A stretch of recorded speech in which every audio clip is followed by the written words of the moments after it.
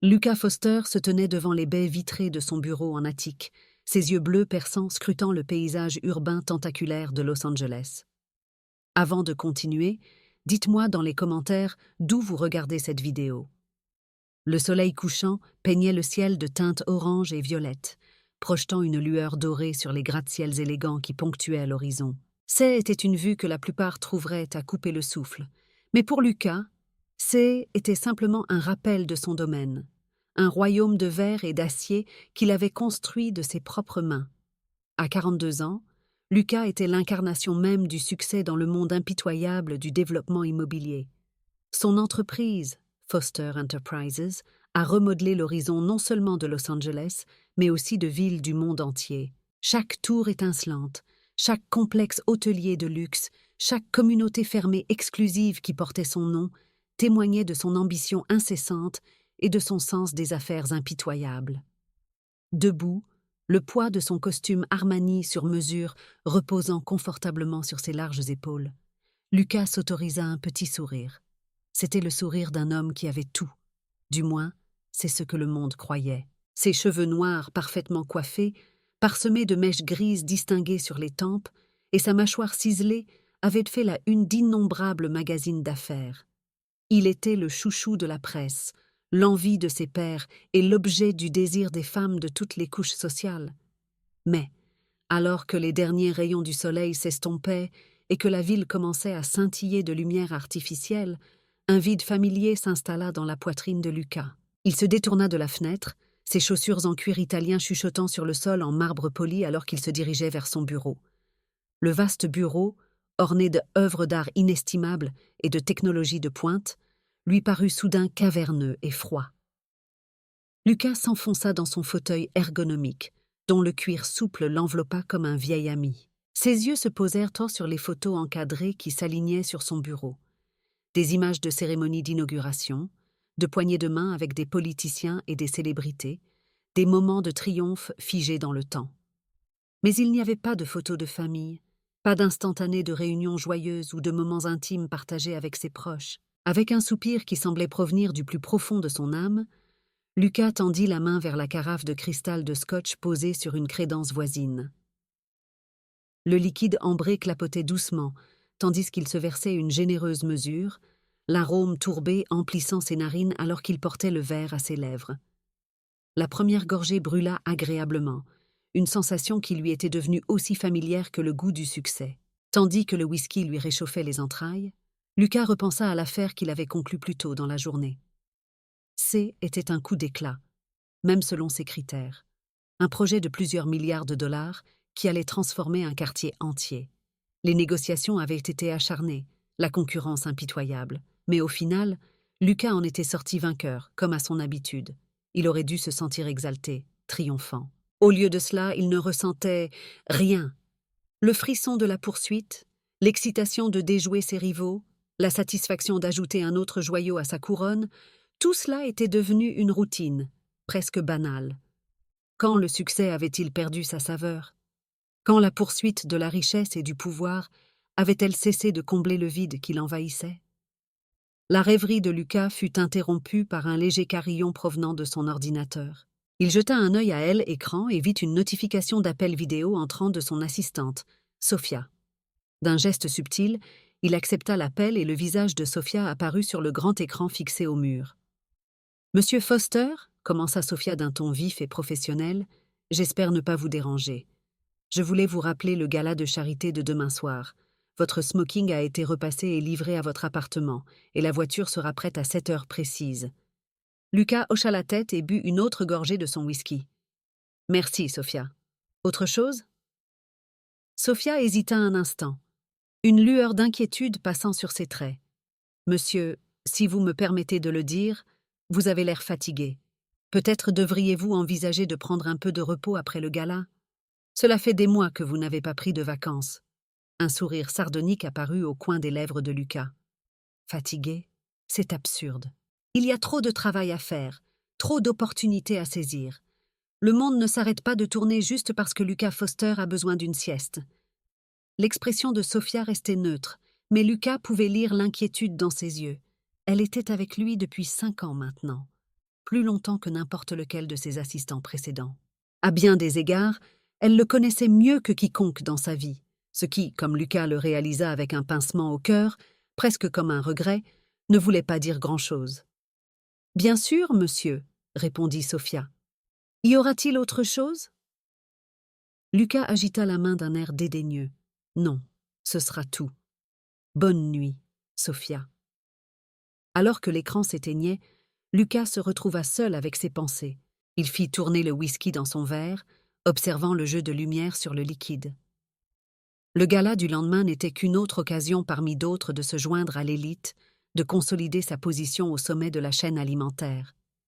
Autrefois, il s'était délecté de tels événements, se prélassant dans l'adoration et l'envie de ses pairs. À présent, l'idée d'enfiler son smoking et de coller son sourire prêt à être photographié le remplissait d'une lassitude qui semblait s'infiltrer jusque dans ses os. Lucas se leva de sa chaise et retourna vers les fenêtres. La ville était complètement réveillée à présent, une tapisserie scintillante de lumière s'étendant à perte de vue. Des millions de vies vécues, des rêves poursuivis, de l'amour retrouvé, perdu et retrouvé. Et il se tenait là, dans sa tour de verre et d'acier, plus isolé que jamais. Pendant un bref instant, Lucas s'est permis de se demander à quoi aurait ressemblé sa vie s'il avait fait des choix différents. S'il n'avait pas été si déterminé, si concentré sur l'ascension vers le sommet à tout prix. S'il avait entretenu des relations au lieu de les abandonner lorsqu'elles ne servaient plus ses intérêts. S'il avait... Lucas secoua la tête, chassant ses pensées. C était la vie qu'il avait choisie, la vie pour laquelle il s'était battu bec et ongle. Il était Lucas Foster, magnate de l'immobilier, milliardaire, l'homme qui avait tout. Et si parfois, dans les moments de calme entre les affaires, les galas et les réunions du conseil d'administration, il ressentait un vide lancinant au creux de l'estomac. Eh bien, C était tout simplement le prix de la perfection. Après avoir jeté un dernier regard à la ville qui s'étendait à ses pieds, Lucas vida son verre et le reposa avec un tintement décisif. Demain serait un autre jour de conquête, une autre occasion de prouver au monde et à lui-même qu'il était invincible. Et si ce sentiment de vide persistait, eh bien, il y aurait toujours un autre marché à poursuivre, une autre montagne à gravir. Alors qu'il rassemblait ses affaires et se préparait à quitter le bureau, Lucas n'avait aucun moyen de savoir que son monde soigneusement construit était sur le point d'être ébranlé jusque dans ses fondations. L'univers, semblait-il, avait d'autres plans pour Lucas Foster, des plans qui l'obligeraient à affronter le véritable coût de la vie qu'il avait construite et la possibilité que la véritable richesse se trouve dans des endroits qu'il n'avait jamais pensé à chercher. Le lendemain matin, le ciel était clair et dégagé, le brouillard qui enveloppait souvent Los Angeles étant temporairement levé par une rare brise d'automne. La journée de Lucas Foster commença comme d'habitude, avec le bip insistant de son réveil à 5h45 précise du matin. Il se leva de son lit king-size californien, les draps en coton égyptien murmurant contre sa peau, tandis qu'il balançait ses jambes par-dessus le rebord. Il resta un moment assis au bord du lit, s'accordant quelques secondes de silence avant que le tourbillon de sa journée ne commence. La chambre principale de sa maison de Bel-Air était baignée de la douce lumière dorée de l'aube, filtrant à travers les baies vitrées qui offraient une vue panoramique sur la ville en contrebas. C était une vue qui avait coûté des millions, mais ce matin-là, Lucas la remarquait à peine. Avec une efficacité éprouvée, il s'est acquitté de sa routine matinale. Une séance d'entraînement intense dans sa salle de gym ultramoderne, suivie d'un shake protéiné préparé par son chef personnel. Une douche chaude dans sa salle de bain en marbre, puis le choix minutieux d'un costume sur mesure, aujourd'hui un Tom Ford gris anthracite à la coupe soignée. Chaque mouvement était calculé, chaque choix fait avec la précision d'un homme qui avait appris depuis longtemps que le succès résidait dans les détails.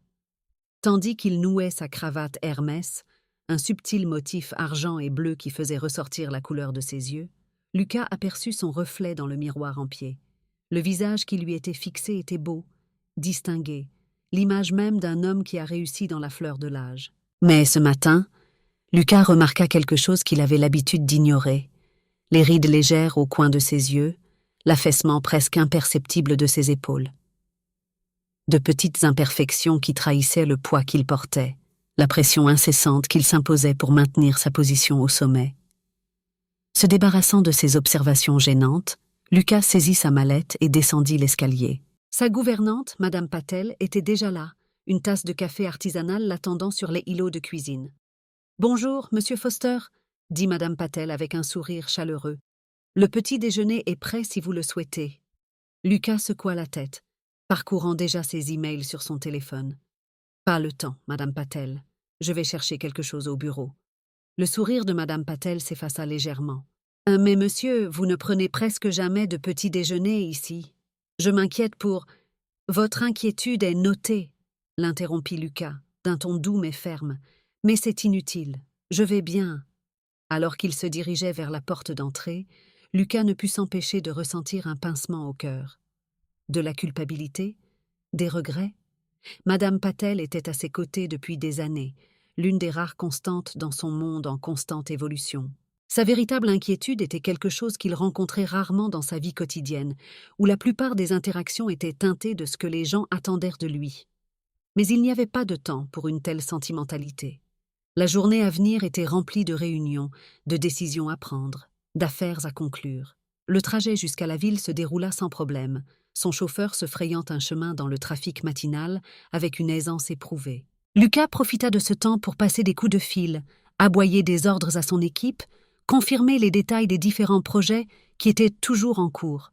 Lorsque la voiture s'arrêta devant le bâtiment de Foster Enterprises, une tour étincelante de verre et d'acier qui dominait l'horizon du centre-ville, Lucas était en pleine phase de travail, ses pensées personnelles et ses doutes enfermés derrière un mur de détachement professionnel.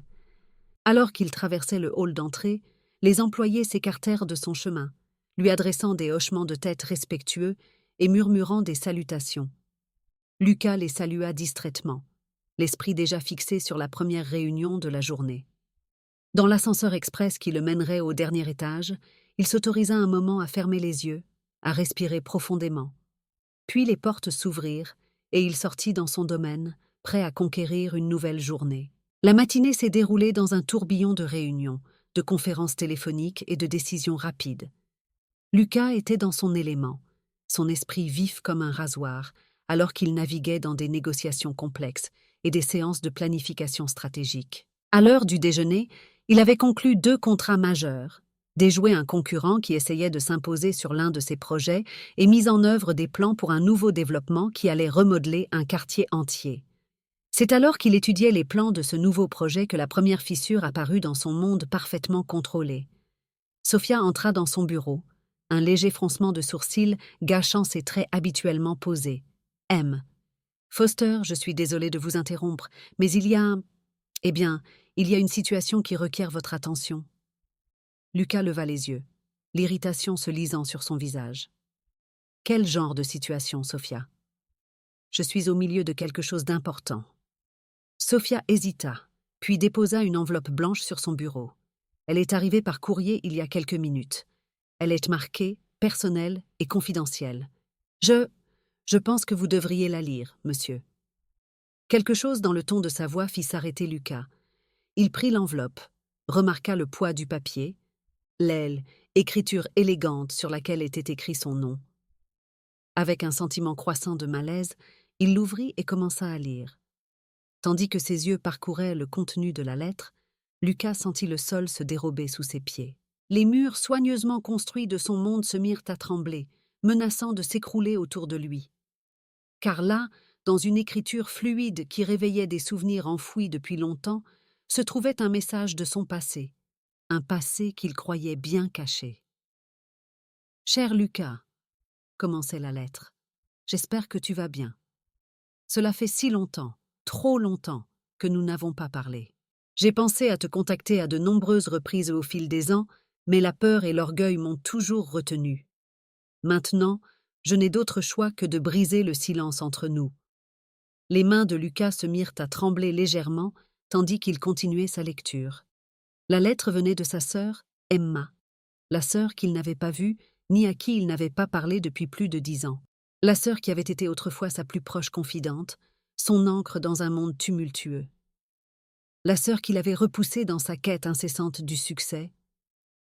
En lisant le livre, Lucas sentit une tempête d'émotions monter en lui. Culpabilité, colère, peur et autre chose qu'il ne parvenait pas à nommer. Emma lui raconta sa vie au cours des dernières années, ses joies et ses peines dont il ignorait tout. Elle parla de leurs parents, tous deux disparus, et de l'histoire familiale que Lucas avait tant essayé d'oublier. Mais ce sont les derniers paragraphes de la lettre qui l'ont véritablement ébranlé. Emma était malade, gravement malade. Elle n'a pas donné de détails, mais la gravité de son état était claire entre les lignes. Et là, à la fin de la lettre, il y avait une supplication que Lucas n'aurait jamais pensé entendre. « Je sais que nous sommes séparés depuis si longtemps, Lucas, et j'en assume ma part de responsabilité. Mais la vie est courte, plus courte que je ne l'aurais jamais imaginé, et je me retrouve à regretter le frère que j'ai connu autrefois. Le frère qui me protégeait, qui me faisait rire, qui rêvait de changer le monde. Je ne sais pas si ce Lucas existe encore, mais si c'est le cas, j'aimerais le voir une dernière fois. S'il te plaît, Lucas, ne laisse pas l'orgueil ou le passé nous séparer plus longtemps. Tu me manques, grand frère. J'espère que je te manque aussi. » La lettre était simplement signée. Ta sœur, Emma, suivie d'un numéro de téléphone et d'une adresse à Seattle, une ville bien éloignée du monde scintillant dans lequel Lucas vivait désormais. Pendant un long moment, Lucas resta figé, la lettre serrée entre ses mains. Un millier de souvenirs envahirent son esprit. Le rire d'Emma alors qu'ils jouaient dans le jardin de leur maison d'enfance, ses larmes le jour où il était parti à l'université, la douleur dans ses yeux la dernière fois qu'il s'était parlé, quand il lui avait dit qu'il n'avait plus de temps à perdre avec les problèmes de famille. Il se rendit compte que Sophia se tenait toujours là, le regardant avec inquiétude. « Monsieur, est-ce que tout va bien? Puis-je faire quelque chose ?» Lucas ouvrit la bouche pour répondre, pour dissiper ses inquiétudes et retourner à la sécurité de ses affaires. Mais les mots ne venaient pas. Au lieu de cela, il s'entendit dire, d'une voix qui semblait étrange et lointaine à ses propres oreilles, « Libère mon emploi du temps pour le reste de la journée, Sophia, et réserve-moi le prochain vol pour Seattle. » Les yeux de Sophia écarquillèrent de surprise, mais elle hocha la tête, attrapant déjà sa tablette pour prendre ses dispositions. Alors qu'elle se retournait pour partir, Lucas écria « Sophia ?» Elle s'arrêta devant la porte et le regarda. « Oui, M. Foster ?»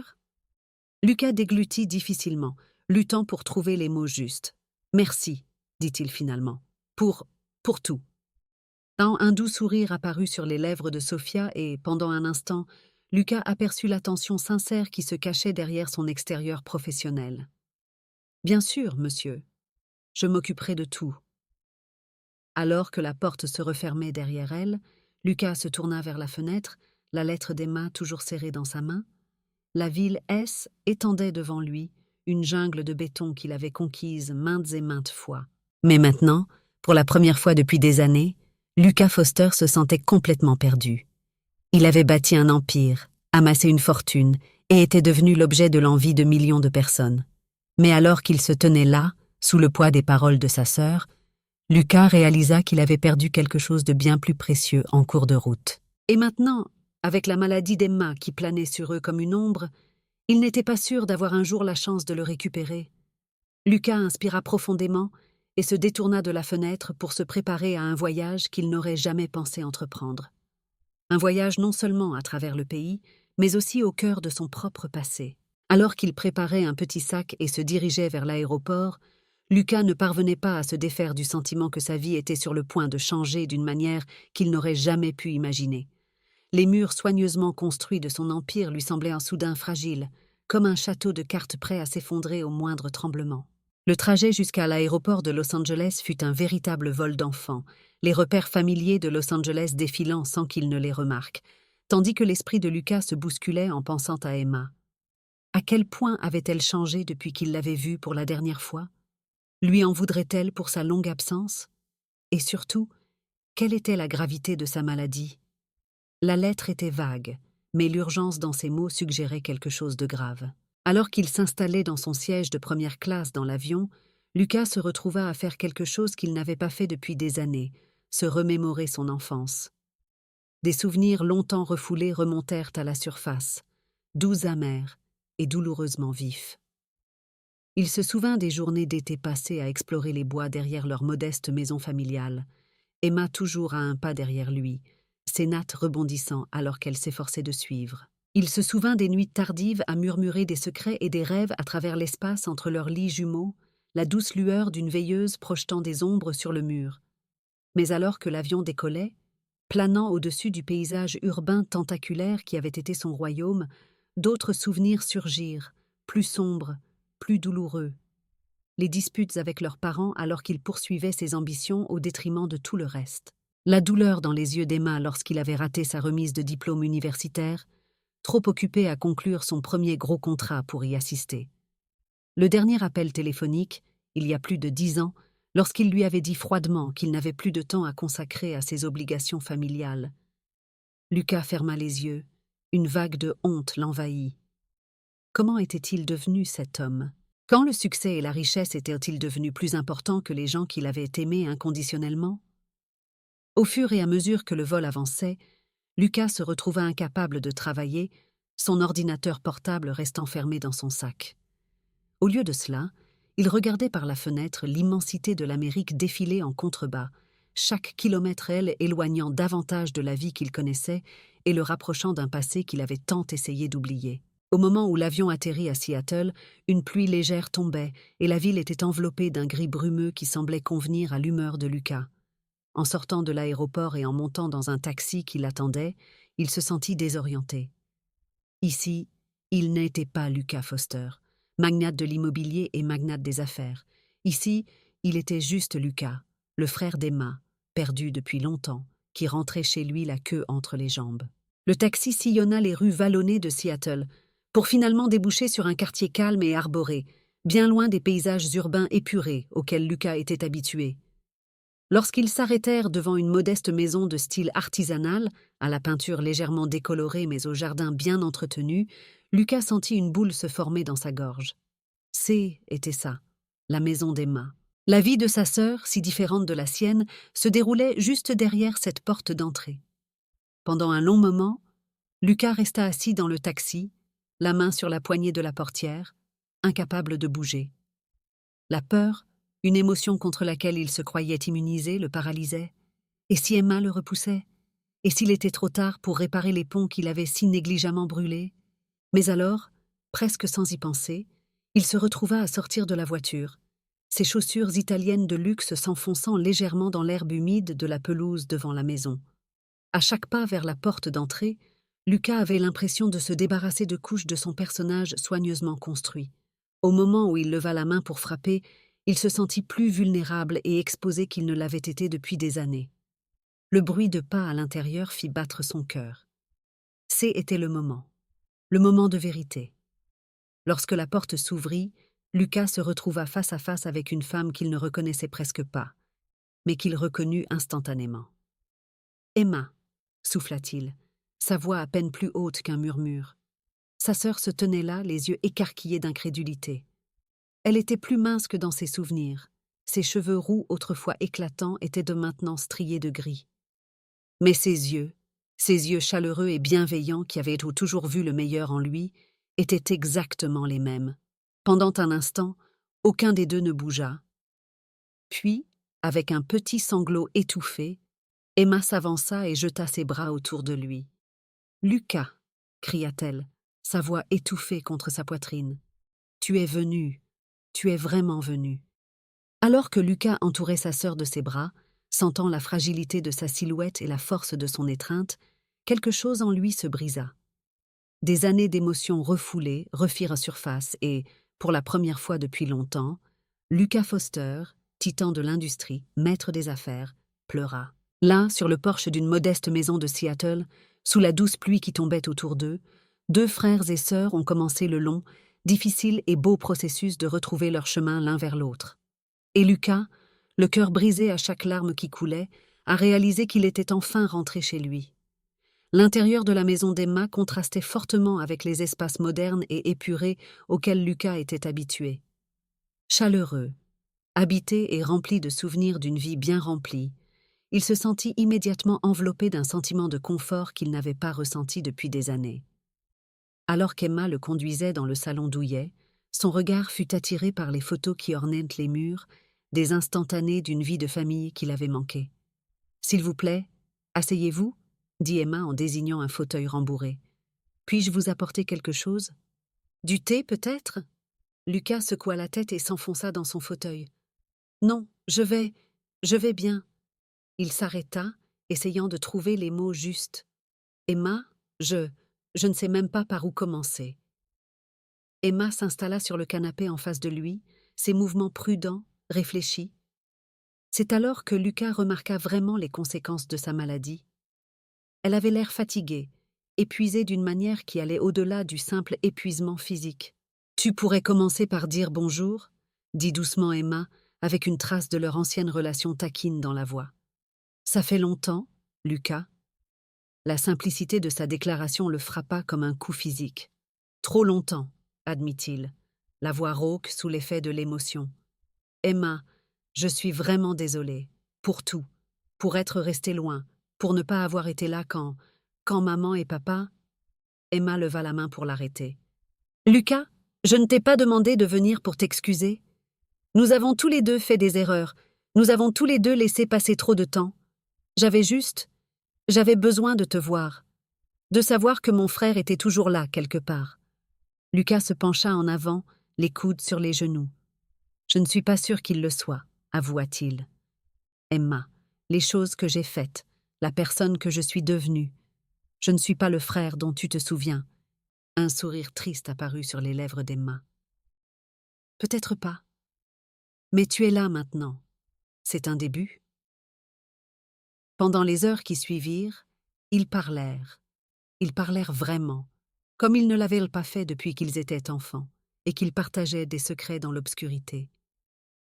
Emma lui raconta sa vie, sa carrière de professeur d'anglais au lycée, son mariage avec un homme gentil nommé David, malheureusement décédé, ses luttes et ses triomphes. Lucas, elle, écouta, avide de connaître chaque détail de la vie qu'il avait manqué.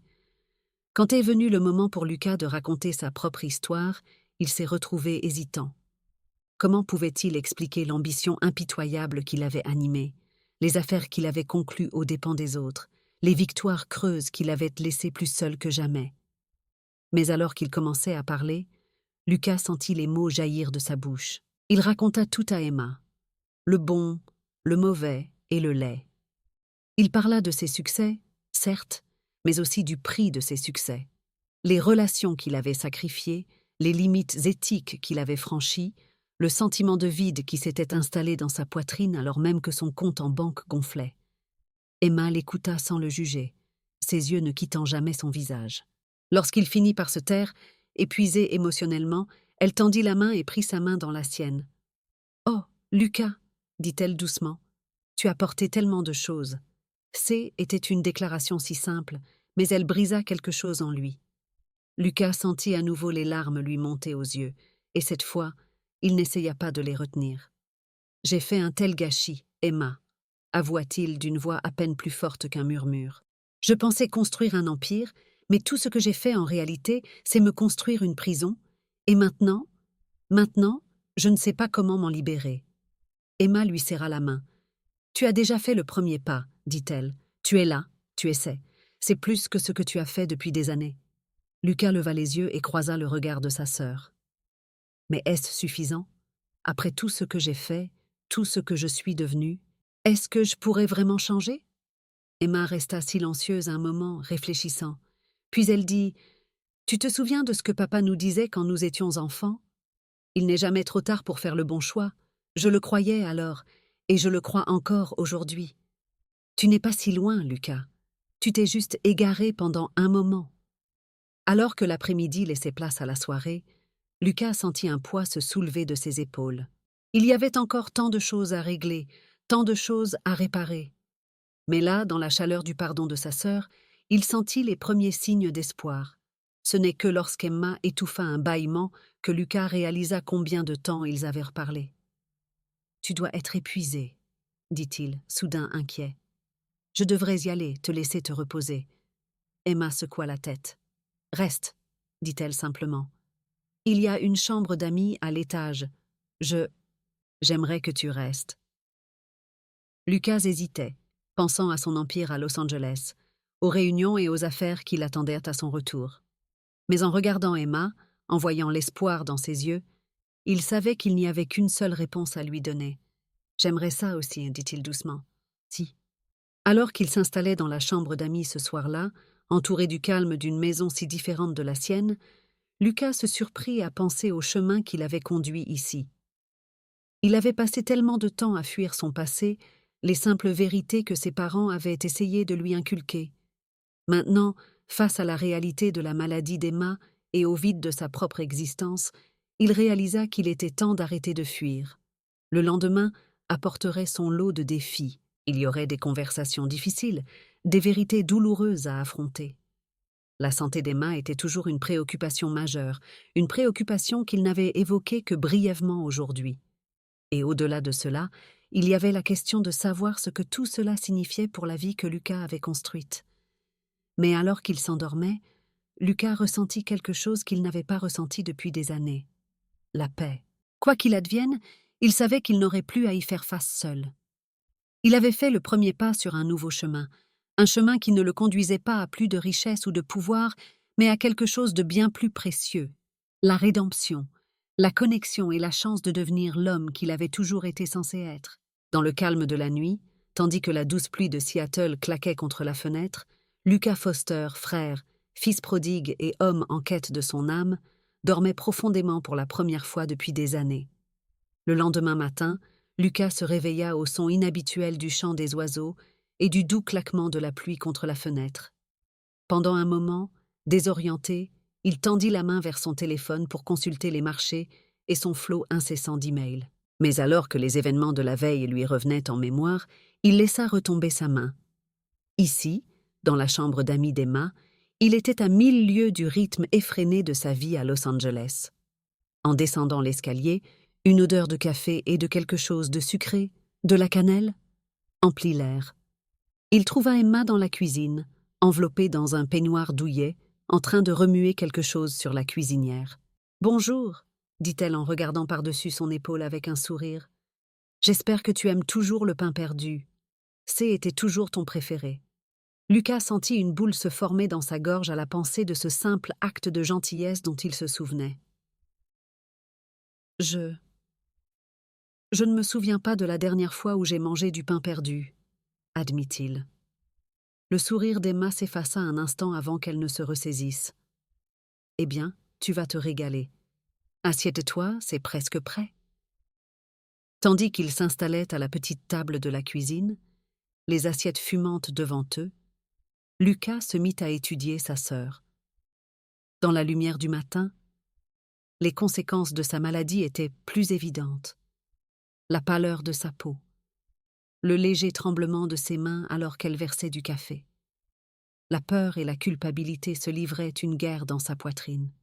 « Emma » commença-t-il avec hésitation.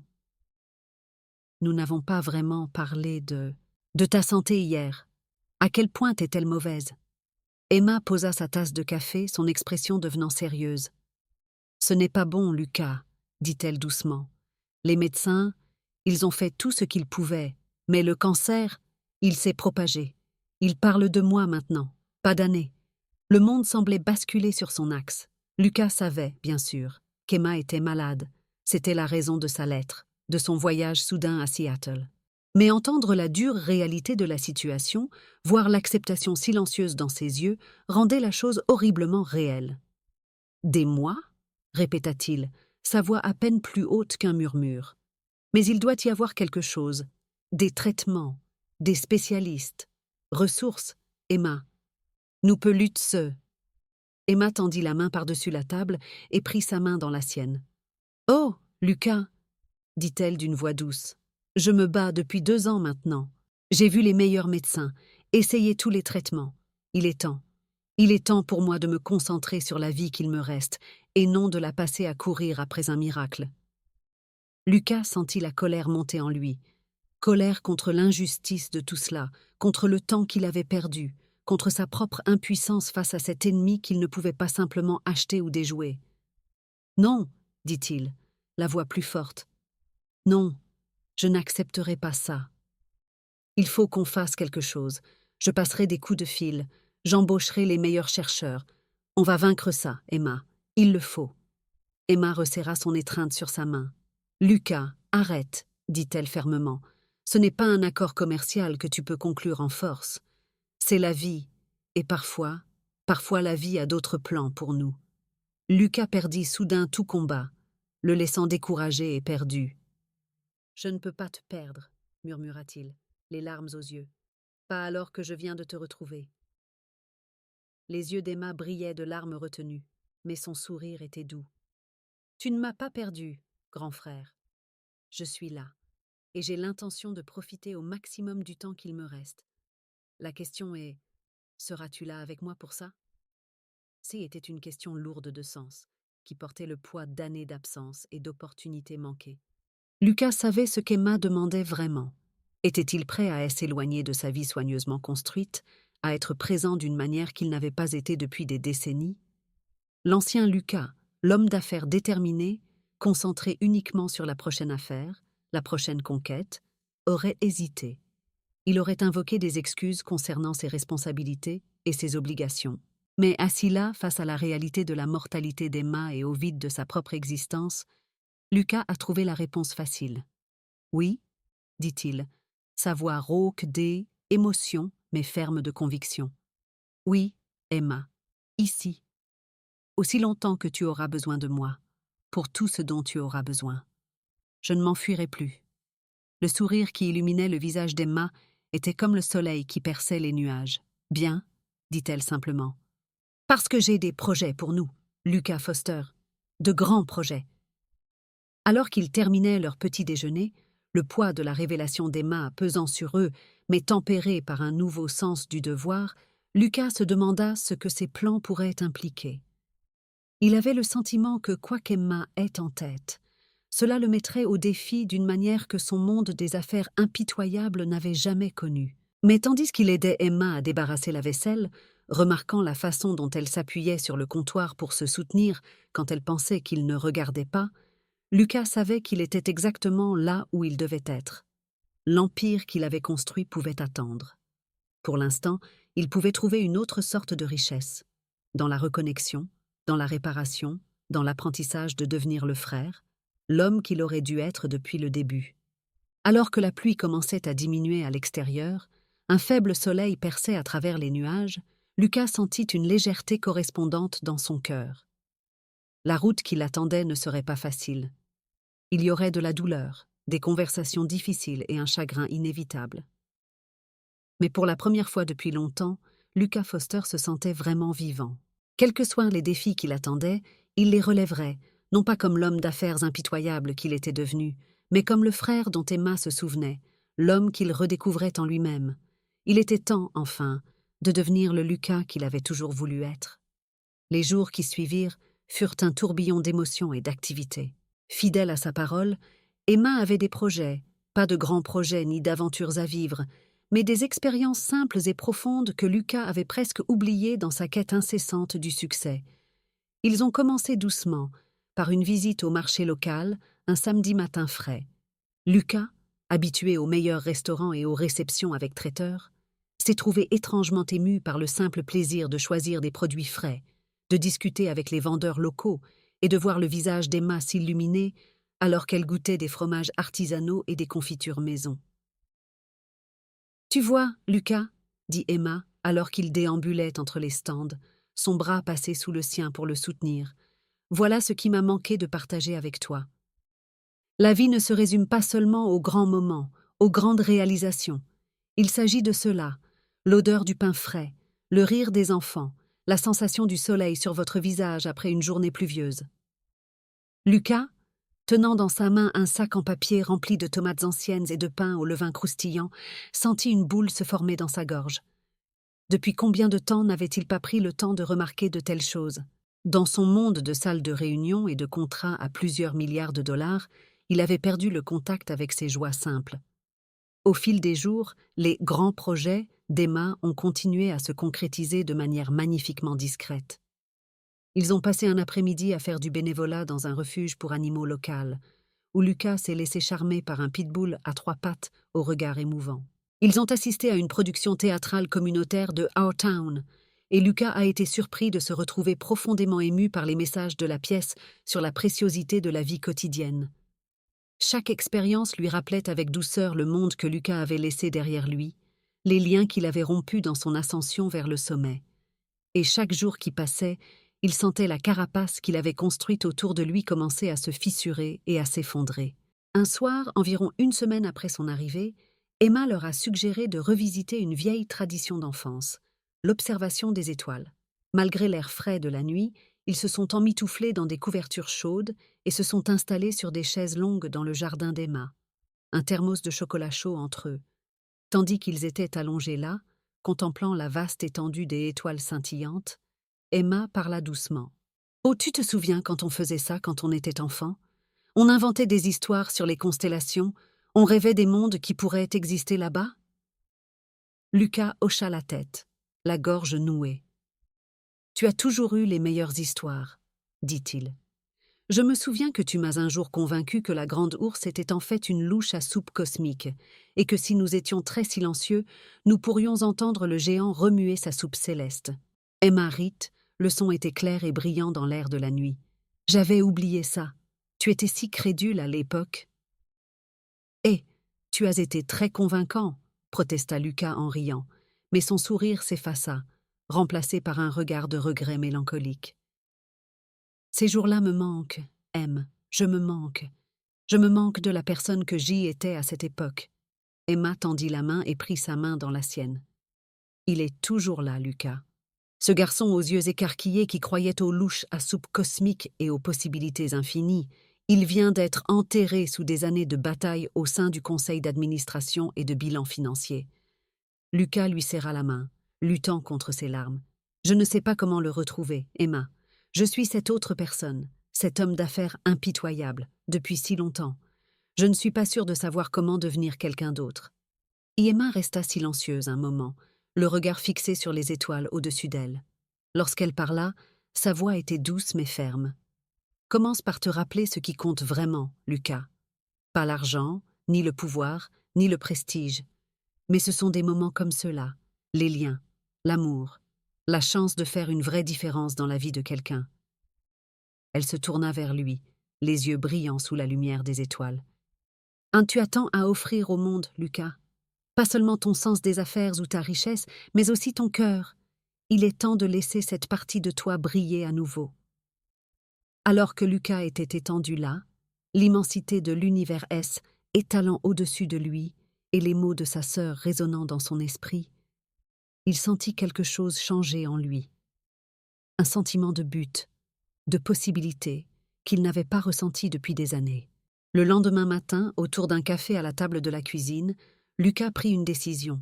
« Je veux faire quelque chose, » dit-il brusquement, ce qui poussa Emma à lever les yeux de ses mots croisés en haussant les sourcils. « D'accord, » dit-elle lentement. « Qu'est-ce que tu avais en tête ?» Lucas passa une main dans ses cheveux, un geste d'incertitude qui ne correspondait pas à son attitude confiante habituelle. « Je ne sais pas exactement, mais quelque chose de significatif, quelque chose qui fasse une différence. Toutes ces années, j'ai accumulé des richesses, construit mon empire. Mais pourquoi ? Je veux l'utiliser pour quelque chose de bien, quelque chose qui compte. » Un sourire apparut lentement sur le visage d'Emma. « Eh bien, dit-elle, les yeux pétillants. On dirait que mon grand frère grandit enfin. » Lucas leva les yeux au ciel, mais ne put s'empêcher de lui sourire en retour. « Mieux vaut tard que jamais, n'est-ce pas ?» C'est ainsi qu'a commencé un nouveau chapitre dans la vie de Lucas Foster. Avec les conseils et le soutien d'Emma, il a commencé à explorer des moyens d'utiliser ses ressources et son sens des affaires pour le bien commun. Ils ont fait des recherches sur les organismes caritatifs et communautaires locaux, à la recherche d'endroits où les compétences et les ressources uniques de Lucas pourraient avoir un réel impact. Cela n'a pas toujours été facile. Lucas, habitué au monde trépidant de la haute finance, s'est parfois senti frustré par la lenteur et les obstacles bureaucratiques du monde associatif. Mais Emma était toujours là pour lui rappeler la situation dans son ensemble, pour l'aider à voir l'impact réel et humain de leurs efforts. Ils ont commencé modestement, avec un don au refuge pour animaux où ils avaient travaillé bénévolement. Mais très vite, Lucas s'est lancé dans des projets de plus grande envergure. Un fonds de bourse pour les étudiants défavorisés, un programme de mentorat pour les jeunes entrepreneurs issus de milieux défavorisés, une initiative visant à apporter des logements durables et abordables dans les quartiers en difficulté. À chaque projet, à chaque vie touchée, Lucas sentait le vide en lui se combler. L'excitation qu'il ressentait autrefois lorsqu'il concluait une affaire importante, était rien comparée à la joie de voir le visage d'un jeune étudiant s'illuminer lorsqu'il réalisait que l'université était désormais à portée de main, ou à la gratitude dans les yeux d'une mère célibataire lorsqu'elle recevait les clés d'un logement sûr et abordable. Au fil des semaines, Lucas a passé de plus en plus de temps à Seattle. Son empire à Los Angeles a continué à fonctionner sans problème. Il avait bâti une équipe solide au fil des ans et, grâce aux merveilles de la technologie moderne, il pouvait gérer la plupart des choses à distance. Mais ses priorités ont de plus en plus changé. Un après-midi, alors qu'ils étaient assis dans le service d'oncologie en attendant l'un des traitements d'Emma, Lucas s'est tourné vers sa sœur. « Tu sais, dit-il doucement, j'ai pensé à déménager de façon plus permanente à Seattle. » Les yeux d'Emma S. écarquillèrent de surprise. « Vraiment? Mais qu'en est-il de ton entreprise? De ta vie à Los Angeles ?» Lucas haussa les épaules, un petit sourire aux lèvres. « Mon entreprise peut tourner sans que je sois là tous les jours. Et quant à ma vie, eh bien, je commence à penser que ma vraie vie est ici, avec toi, avec ce travail que nous faisons. » Les larmes montèrent aux yeux d'Emma, mais son sourire était radieux. « Oh, Lucas, dit-elle doucement, tu n'as aucune idée à quel point ça me rend heureuse. » Alors que l'infirmière appelait Emma par son nom, Lucas l'aida à se relever et la soutint pendant qu'ils entraient dans la salle de soins. Et à ce moment-là, entouré par la dure réalité de la maladie d'Emma mais porté par l'amour et le but qu'il avait retrouvé, Lucas sut qu'il avait fait le bon choix. L'empire qu'il avait bâti à Los Angeles lui semblait soudain petit et insignifiant comparé à la richesse de la vie qu'il construisait ici, une vie pleine de sens, de liens, d'amour. Lucas Foster, autrefois uniquement animé par l'ambition et la quête de la richesse, devenait un homme différent, un homme meilleur, l'homme qu'il avait toujours été censé être, et tandis qu'il était assis à côté d'Emma, lui tenant la main pendant que le traitement commençait, Lucas se promit silencieusement de faire en sorte que chaque instant compte. Le chemin à parcourir ne serait pas facile. La santé d'Emma était toujours une préoccupation constante, et transformer sa vie et ses pratiques commerciales prendrait du temps et des efforts. Mais pour la première fois depuis des années, Lucas se sentait vraiment, profondément vivant. Le voyage de rédemption qu'il avait commencé cette nuit pluvieuse où il était arrivé pour la première fois à la porte d'Emma était loin d'être terminé. Mais à chaque jour qui passait, à chaque vie touchée, à chaque moment partagé avec sa sœur, Lucas se rapprochait de l'homme qu'il avait toujours eu le potentiel de être, un homme de compassion, de détermination, d'amour. Et à la fin, il s'est rendu compte que c'était là le plus grand succès de tous. Alors que l'été laissait place à l'automne, les changements dans la vie de Lucas commencèrent à se faire sentir, affectant non seulement sa propre existence, mais aussi celle de ceux qui l'entouraient. Sa décision de déménager à Seattle avait provoqué une onde de choc dans le monde des affaires. Les colonnes à potins et les médias financiers bourdonnaient de spéculations sur ce qui avait pu inciter Lucas Foster, notoirement motivé, à se retirer des opérations quotidiennes de son empire. Mais Lucas n'accordait que peu d'attention au bavardage. Il se concentrait sur son travail en cours. À la fois son travail personnel de renouer avec Emma et de se redécouvrir, et son travail philanthropique qui devenait de plus en plus sa passion. Un matin d'octobre, Lucas se retrouva devant un groupe d'élèves du lycée de Seattle, les yeux écarquillés, dans l'une des écoles les moins bien financées de la ville. Il avait été invité à prendre la parole dans le cadre du programme de mentorat qu'il avait contribué à mettre en place et, en regardant cette mer de jeunes visages, il ressentit une nervosité qu'il n'avait pas ressentie depuis des années. « Bonjour », commença-t-il, la voix ferme malgré sa nervosité. « Je m'appelle Lucas Foster et je suis ici pour vous parler de réussite, mais probablement pas du genre de réussite que vous attendez. » Pendant l'heure qui a suivi, Lucas a partagé son histoire, pas la version polie qu'il avait racontée lors d'innombrables réunions d'affaires, mais la vérité, la vraie, brute.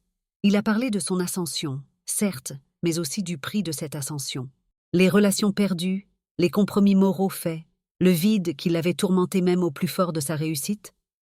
Et puis, il leur a parlé d'Emma, de la redécouverte de ce qui comptait vraiment, de la joie qu'il avait trouvée en utilisant ses ressources pour faire une différence. Le succès ne dépend pas de la taille de votre compte en banque ou du pouvoir que vous exercez, a-t-il déclaré aux étudiants, sa voix passionnée. Et le véritable succès réside dans les vies que vous touchez, dans le changement positif que vous créez dans le monde. Il s'agit de pouvoir se regarder dans le miroir et d'être fier de la personne qui vous regarde. À la fin de son discours, la salle a éclaté en applaudissements. Mais ce sont les questions qui ont véritablement ému Lucas. Ces jeunes, dont beaucoup venaient de milieux difficiles, ne s'intéressaient pas au plan pour devenir riches rapidement ou pour gravir les échelons de l'entreprise.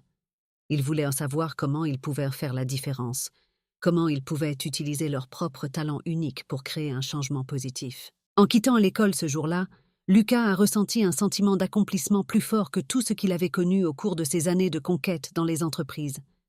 Il a réalisé que était ce qu'il était censé faire. Pas seulement signer des chèques ou lancer des programmes, mais s'engager activement dans la communauté, pour inspirer et être inspiré en retour. Les semaines qui ont suivi ont été un véritable tourbillon d'activités. Lucas s'est lancé dans son travail philanthropique avec la même intensité qu'il réservait autrefois aux transactions commerciales. Il a étendu le programme de mentorat, travaillé avec les responsables locaux pour accélérer l'initiative de logements abordables et a même commencé à explorer l'idée d'un fonds de capital risque axé sur les startups socialement responsables. Mais même s'il s'investissait dans ces projets, Lucas n'a jamais perdu de vue la personne qui l'avait lancé dans cette aventure. Emma. Malgré sa santé déclinante, elle restait une source constante de soutien et d'inspiration. Les bons jours, elle l'accompagnait à des événements ou à des séances de brainstorming, sa sagesse tranquille et sa compassion complétant parfaitement le dynamisme et le sens des affaires de Lucas. Les jours les plus difficiles, lorsque les conséquences de sa maladie étaient les plus évidentes, il restait à la maison.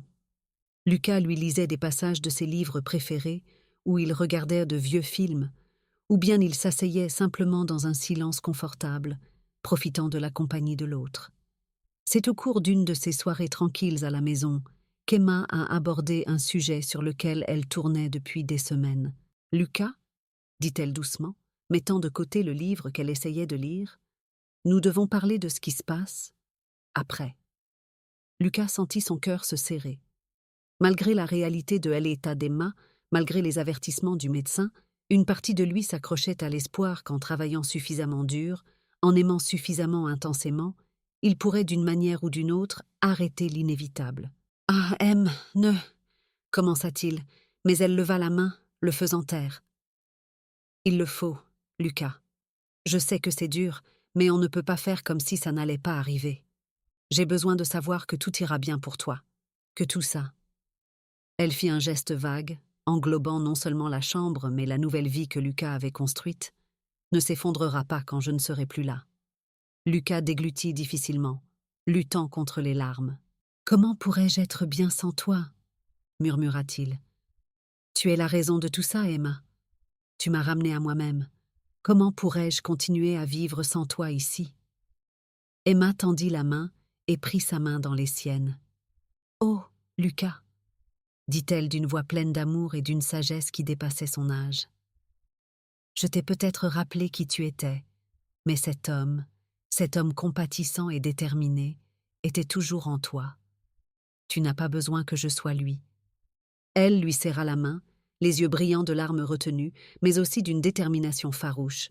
« Promets-moi, Lucas, promets-moi que tu ne retourneras pas dans ce monde froid et corporatif quand je ne serai plus là. Promets-moi que tu continueras à faire ce travail, que tu continueras à toucher des vies, que tu continueras à être l'homme merveilleux que j'ai toujours su que tu pouvais être. » Lucas voulait argumenter, voulait insister à nouveau sur le fait qu'il trouverait un moyen de vaincre cela, qu'il n'aurait pas à affronter un monde sans elle. Mais en regardant dans les yeux d'Emma, en voyant la paix et l'acceptation qu'elle dégageait, il savait ce qu'il devait faire. « Je te le promets, » dit-il, la voix rauque sous l'effet de les émotions. « Je te le promets, Emma. Tout ce que nous avons commencé ici, tout le travail que nous faisons, je le poursuivrai. Je te rendrai fière. » Le sourire d'Emma était radieux, même si des larmes coulaient sur ses joues. « Tu l'as déjà fait, grand frère, tu l'as déjà fait. » Tandis qu'ils étaient assis là, les mains jointes, le poids de la mortalité pesant dans l'air, Lucas sentit quelque chose se calmer en lui. Le chagrin était toujours là, la peur de perdre Emma toujours vive. Mais à côté de cela, il y avait un sens du devoir, une détermination à honorer l'héritage de sa sœur en continuant le travail qu'ils avaient recommencé ensemble. Le chemin qui l'attendait serait semé d'embûches. Il y aurait des jours sombres, des moments de doute et de désespoir. Mais Lucas savait désormais qu'il avait la force de les affronter. Emma lui avait fait le plus beau des cadeaux. Elle l'avait aidé à redécouvrir sa propre humanité, sa capacité à aimer et à faire preuve de compassion. Et tandis que le soleil d'automne se couchait dehors, peignant le ciel de teintes orange et rose, Lucas fit un vœu silencieux. Il vivrait le reste de sa vie d'une manière qui rendrait Emma fière. Il utiliserait ses ressources, ses compétences, son être même, pour créer un changement positif dans le monde. Ce ne serait pas toujours facile, mais cela en vaudrait la peine. En fin de compte, Lucas comprit que était là la véritable mesure d'une vie bien vécue, non pas dans les fortunes amassées ou les affaires conclues, mais dans les vies touchées, l'espoir inspiré, l'amour partagé. Et grâce à Emma, il était déjà immensément riche. Alors que l'hiver s'abattait sur Seattle, apportant avec lui un manteau de neige immaculé et des journées fraîches d'éclairs, l'état d'Emma commença à se détériorer plus rapidement. Les bons jours devenaient de plus en plus rares et les mauvais jours plus fréquents et plus difficiles. Mais malgré tout cela, le lien entre les frères et sœurs ne fit que se renforcer. Lucas, fidèle à sa parole, est resté aux côtés d'Emma, équilibrant son nouveau travail philanthropique avec le rôle de plus en plus exigeant d'aidant. Il a appris à naviguer dans les complexités du système de santé, à administrer des médicaments, à apporter du réconfort de toutes sortes de manières. C'était un travail épuisant et déchirant, mais Lucas l'a abordé avec une tendresse et un dévouement qui auraient étonné son ancien moi. Un soir particulièrement difficile, alors qu'il était assis au chevet d'Emma, lui tenant la main tandis qu'elle s'endormait et se réveillait d'un sommeil agité, Lucas se surprit à réfléchir au chemin qui l'avait amené ici. Le Lucas d'il y a 1 an aurait été consterné à la vue de lui-même aujourd'hui. Mal rasé, vêtu de vêtements confortables mais démodés, son emploi du temps autrefois méticuleusement géré tournant désormais entièrement autour des rendez-vous chez le médecin et des prises de médicaments. Mais en regardant le visage d'Emma, apaisé pour l'instant dans son sommeil, Lucas se rendit compte qu'il ne s'était jamais senti aussi épanoui, aussi authentiquement vivant. Les attributs de son ancienne vie, les costumes hors de prix, les voitures de luxe, la poursuite sans fin du prochain gros contrat, lui semblaient creux et dénués de sens comparés au lien profond qu'il avait redécouvert avec sa sœur. Comme si elle avait senti ses pensées, les yeux d'Emma s'ouvrirent brusquement. Elle sourit faiblement à Lucas, lui serrant la main. « Tu penses trop fort ?» murmura-t-elle, sa voix à peine plus forte qu'un murmure. Alors que l'hiver s'abattait sur Seattle, apportant avec lui un manteau de neige immaculé et des journées fraîches et claires, l'état d'Emma commença à se détériorer plus rapidement. Les bons jours devenaient de plus en plus rares et les mauvais jours plus fréquents et plus difficiles. Mais malgré tout cela, le lien entre les frères et sœurs ne fit que se renforcer. Lucas, fidèle à sa parole, est resté aux côtés d'Emma, équilibrant son nouveau travail philanthropique avec le rôle de plus en plus exigeant d'aidant. Il a appris à naviguer dans les complexités du système de santé, à administrer des médicaments, à apporter du réconfort de toutes sortes de manières. C'était un travail épuisant et déchirant, mais Lucas l'a abordé avec une tendresse et un dévouement qui auraient étonné son ancien moi.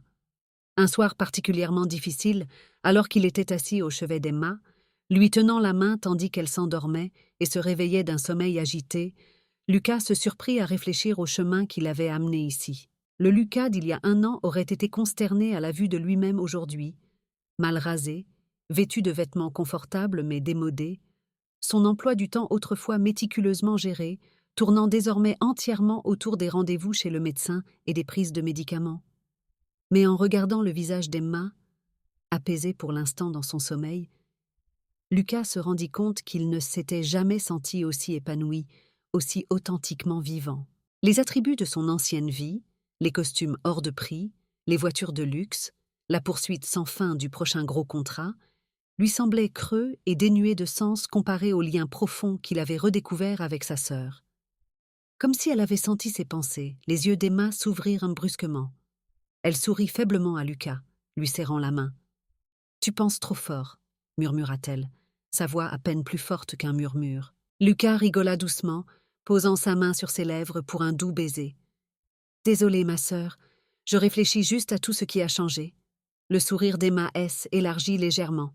« Tout va pour le mieux, j'espère. » Lucas hocha la tête, sentant une boule se former dans sa gorge. « Tout va pour le mieux, » confirma-t-il. « Emma, je ne sais pas comment te remercier, de m'avoir ramenée à moi-même, de m'avoir montré ce qui compte vraiment. » Emma secoua légèrement la tête, grimaçant sous l'effort. « Tu n'as pas besoin de me remercier, Lucas. C'est ce que tu étais censé être depuis toujours. Je suis juste contente d'avoir pu le voir. » Ils restèrent assis dans un silence confortable pendant un moment, le seul son étant le léger bip des équipements médicaux qui étaient redevenus le fond sonore constant de leur vie.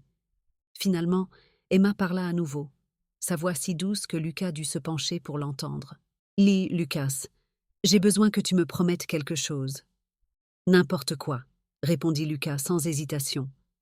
Les yeux d'Emma, bien que voilés par la douleur, étaient beaux clairs et déterminés lorsqu'elle croisa son regard. « Promets-moi que lorsque je ne serai plus là, tu ne te perdras plus, que tu continueras à faire le travail que nous avons commencé, que tu continueras à être l'homme que je t'ai vu devenir. » Lucas sentit les larmes lui monter aux yeux, mais il les retint, sachant qu'Emma avait besoin de sa force maintenant. « Je te le promets, M. Tout ce que nous avons construit, tout le bien que nous avons commencé à faire, je le ferai perdurer. Je le ferai grandir. Ton héritage perdurera, je te le jure. » Le sourire d'Emma était radieux, même si, elle, épuisement tirait ses traits. « Notre héritage, Lucas.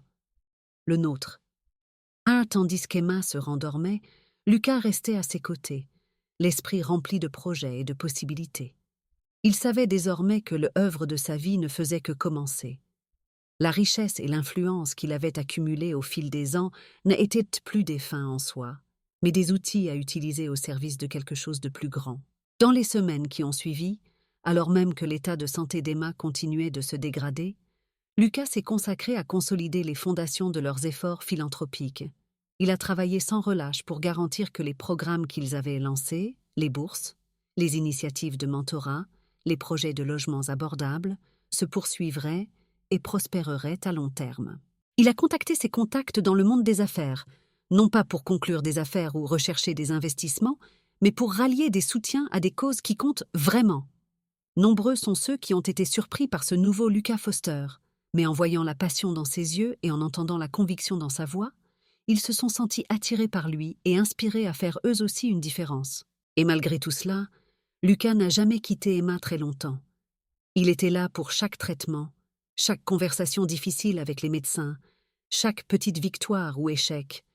Il lui lisait des histoires quand elle était trop fatiguée pour tenir un livre, jouait sa musique préférée et s'asseyait simplement avec elle en silence quand ses haies étaient tout ce dont elle avait besoin. Alors que l'hiver laissait place au printemps, il devenait évident que le temps d'Emma touchait à sa fin. Les médecins parlaient à voix basse de soins de confort et de disposition finale, mais Emma, fidèle à elle-même, faisait face à sa mortalité avec grâce et même une pointe d'humour. « Tu sais, » dit-elle à Lucas un soir, alors qu'ils étaient assis ensemble à regarder le coucher de soleil depuis sa chambre d'hôpital. « Je m'inquiétais pour toi. De ce qui t'arriverait quand je ne serais plus là. » Lucas lui serra doucement la main. « Et maintenant ?» Emma se tourna vers lui, le visage pâle et tiré, mais ses yeux brillants d'amour et de fierté. « Maintenant, je sais que tout ira bien pour toi. Plus que bien. Tu vas faire des choses incroyables, Lucas. Tu vas changer des vies. » Lucas sentit les larmes couler sur ses joues, mais pour une fois, il n'essaya pas de les cacher. « À cause de toi, M. C'est entièrement à cause de toi. » Emma secoua légèrement la tête. « Non, Lucas, à cause de toi. L'homme que tu es devenu, l'homme que tu as toujours eu le potentiel de être, je t'ai juste rappelé qui tu es vraiment. » Finalement, Emma s'est éteinte paisiblement, un beau matin de printemps, avec Lucas à ses côtés. Tandis qu'il était assis là, lui tenant la main longtemps après qu'elle eut rendu son dernier souffle, Lucas ressentit un profond sentiment de perte, mais aussi de perte de sens. Les jours qui ont suivi ont été un véritable tourbillon d'arrangements funéraires et de soutien. Lucas a été touché par le nombre de vies qu'Emma avait touchées, d'anciens élèves, des collègues, des voisins, tous venus lui rendre hommage et raconter comment elle avait influencé leur vie. Lors de la cérémonie commémorative, Lucas s'est levé pour prononcer l'éloge funèbre, le cœur lourd, mais la détermination inébranlable. Il a parlé de la gentillesse d'Emma, de sa sagesse, de sa foi inébranlable en la bonté des gens.